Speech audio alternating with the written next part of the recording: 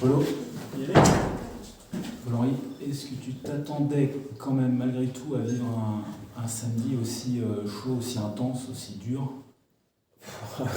Oui, bien évidemment. Alors, on sait que la rencontre de Coupe Davis, je l'ai dit à plusieurs reprises, le classement ne veut pas dire grand-chose, même quand on est largement favori sur le papier.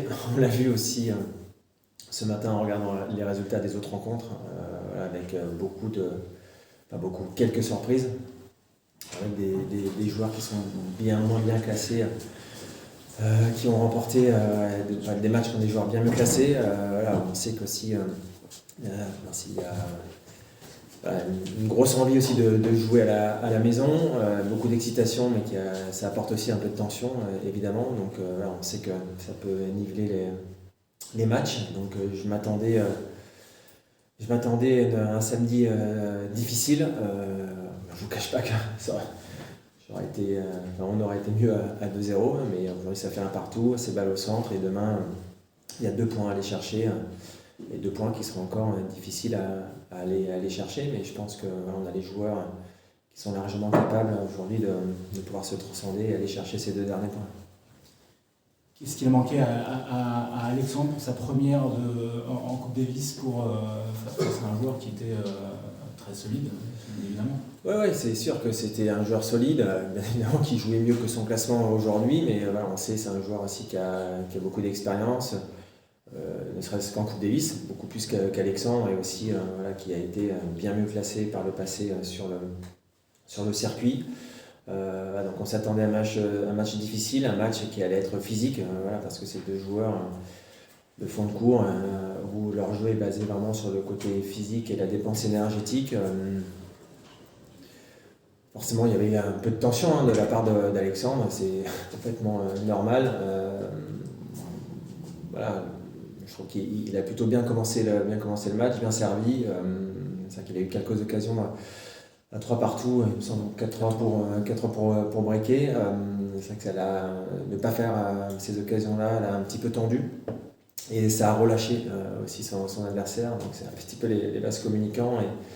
Et un petit écart de jeu ensuite qui s'est créé. Et c'est vrai qu'ensuite, quand on est mené 1-7 et 4-0, on est plus que dos au mur, et ensuite la tâche est vraiment compliquée, même s'il a fait ce break de retard. J'y ai cru jusqu'au bout, même à 5-4 pour l'autre. On se dit qu'il y aura forcément un petit peu de tension aussi chez l'adversaire. Et malheureusement, le jeu allait un petit peu trop vite. Dans un style très différent, le deuxième match, pas du tout le même tennis pratiqué. Qu'est-ce qui a fait que ça a été aussi tendu, aussi serré? Est-ce que c'est Gombos qui a fait un gros match, ou c'est Arthur qui a été peut-être un petit peu, notamment à 5-2 au premier set, un petit peu timide? Oui, alors pourtant Arthur a commencé aussi timidement, parce qu'il s'est fait breaker rapidement, il a débreaké tout de suite. Il s'est fait un petit peu surprendre aussi à 5-2 avec les balles neuves. Et ensuite, il avait déjà joué aussi. Je pense qu'il y avait un petit peu de crainte face à cet adversaire, parce qu'il avait joué l'année dernière où il avait eu un match assez difficile. Donc forcément, c'est des matchs qui marquent. On sait que sous tension, que ça peut se jouer à pas grand-chose.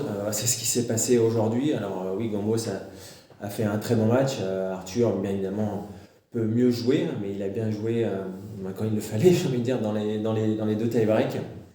Même s'il y a eu bien évidemment on a tous eu un petit peu de réussite dans cette fin de set dans la seconde manche, mais je pense que Arthur a plutôt bien servi dans l'ensemble, et gagné les points qu'il fallait, mais on l'a vu une nouvelle fois, malgré la différence de classement, ça se joue à pas grand chose. L'équipe de France féminine a déjà joué 2 fois ici au Chaudron. C'est une première pour les hommes. Alors qu'est-ce que tu as pensé? Qu'est-ce que les joueurs ont pensé de l'ambiance ici? L'ambiance est top. Les joueurs ont adoré.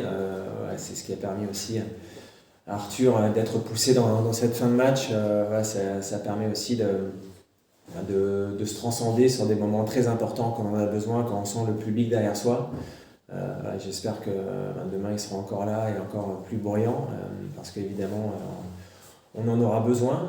En tout cas, le cours est magnifique, le public a répondu présent et on espère renouveler l'expérience demain avec évidemment la victoire. Alors demain, la journée commencera par le double, parce que ce n'était pas le cas avec l'ancienne formule. Alors est-ce que ça change les données sur le plan stratégique et notamment est-ce que ça peut jouer sur la composition des simples après? En fonction des équipes, ça peut jouer parce qu'il y a des joueurs de simple qui peuvent aussi jouer en double. Et on sait tous qu'en Coupe Davis, un match de Coupe Davis prend énormément d'énergie, que ce soit en simple et en double. Donc on sait que d'enchaîner un double et un simple ensuite, c'est pas quelque chose d'évident. Donc ça dépend des compos des équipes, mais pour l'instant, pour nous, c'est pas le cas.